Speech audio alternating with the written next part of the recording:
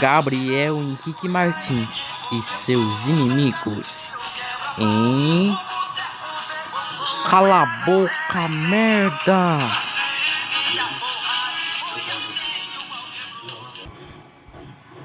Nossa, gente, que filme legal! Vou até pegar pipoca. Arthur Depres, cuidado com esse balde aí. Ah, cuidado de ler. Ô, seu estúpido de merda, presta atenção que você tá fazendo, porra. Desculpa, desculpa, desculpa.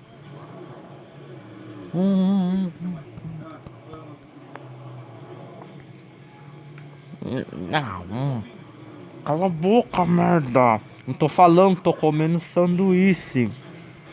Então cala a boca. Olha ali aquela salada lá, gente. Au. Au. Au. Tomando. Desculpe. É muito engraçado.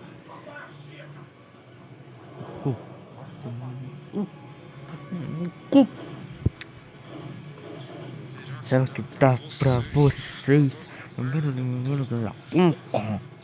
Semana por na ponto. Sacanagem é essa, velho. Acabou o filme, porra. Filme, né? Então, o filme é muito engraçado demais.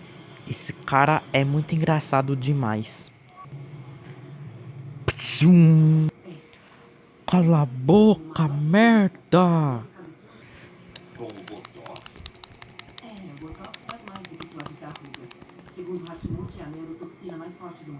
Gabriel Henrique Martins, por que ele serve esse mesmo? É